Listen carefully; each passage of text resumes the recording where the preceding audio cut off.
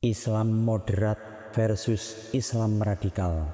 Dalam perkembangan sejarah Islam, muncul berbagai pemahaman tentang bagaimana ajaran Islam seharusnya diterapkan dalam kehidupan sosial, politik, dan ekonomi. Dua istilah yang sering digunakan dalam diskursus modern adalah Islam moderat dan Islam radikal. Namun, apakah benar ada perbedaan fundamental antara keduanya, ataukah ini hanyalah istilah yang muncul karena kepentingan politik dan geopolitik global? Dalam pembahasan ini, kita akan mengupas secara mendalam perbedaan keduanya dari perspektif Islam, Al-Quran, Al-Hadis, serta konteks sosial politik di tahun 2025 ini. 1. Pengertian Islam moderat dan Islam radikal.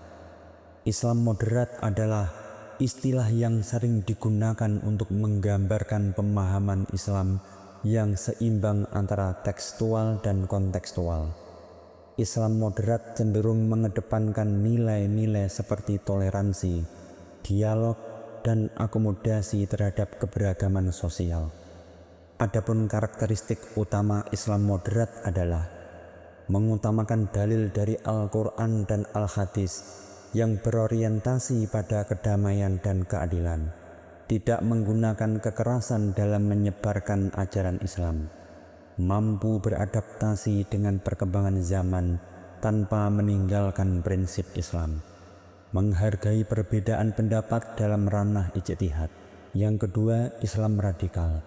Islam radikal di sisi lain sering digunakan untuk merujuk pada kelompok atau individu yang menafsirkan Islam secara ekstrim dan cenderung tidak toleran terhadap perbedaan.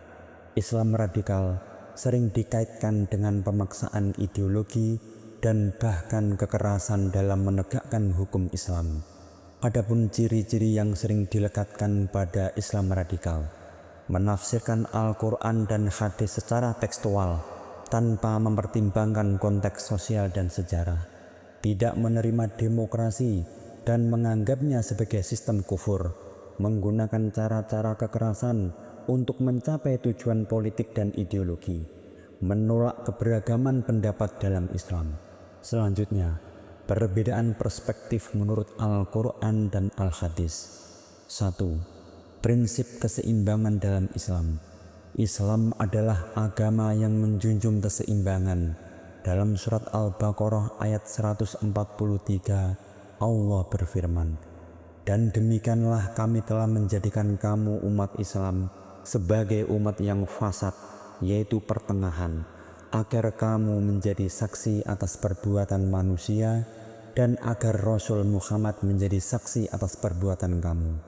Ayat ini menegaskan bahwa umat Islam dituntut untuk berada di tengah-tengah, tidak cenderung ke arah ekstremisme maupun kelalaian dalam menjalankan agama.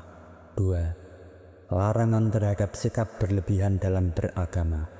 Rasulullah bersabda, "Jauhilah sikap berlebihan dalam beragama, karena yang membinasakan orang-orang sebelum kalian adalah sikap berlebihan dalam beragama." Hadis riwayat Ahmad dan An-Nasa'i. Hadis ini menegaskan bahwa beragama secara ekstrim justru dapat membawa kepada kehancuran dan perpecahan. 3. Konteks sosial politik tahun 2025. Di tahun 2025 ini, dunia Islam menghadapi berbagai tantangan, termasuk radikalisasi, Islamofobia, dan upaya globalisasi yang seringkali bertentangan dengan nilai-nilai Islam. Beberapa fenomena yang terlihat adalah: 1. Radikalisasi generasi muda.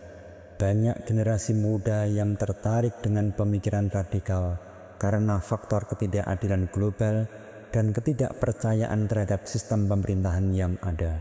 2. Islamofobia di dunia barat. Konsep Islam moderat sering digunakan untuk membedakan Islam yang dapat diterima dengan Islam yang dianggap berbahaya. 3.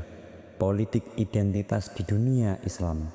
Negara-negara Muslim banyak menggunakan Islam sebagai alat politik untuk mempertahankan kekuasaan. 4. sikap yang harus ditempuh seorang muslim. Sebagai muslim yang ingin menjalankan Islam dengan benar, ada beberapa langkah yang bisa diambil. 1. Kembali kepada Al-Quran dan Sunnah dengan pemahaman yang seimbang. Tidak hanya mengambil teks secara literal, tetapi juga memahami konteks dan tujuan syariat Islam. 2. Menghindari fanatisme dan ekstremisme. Islam tidak mengajarkan sikap berlebihan dalam menjalankan agama.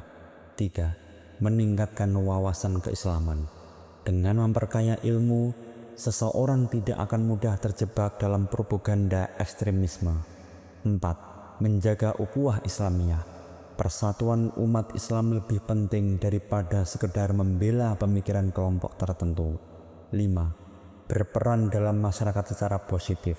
Menjadi muslim yang bermanfaat bagi lingkungan tanpa harus melakukan tindakan yang merugikan orang lain. Adapun kesimpulannya, Islam moderat dan Islam radikal seringkali digunakan sebagai istilah yang membedakan antara pemahaman Islam yang seimbang dan pemahaman Islam yang ekstrim. Dalam Islam, keseimbangan adalah kunci utama dalam menjalankan agama.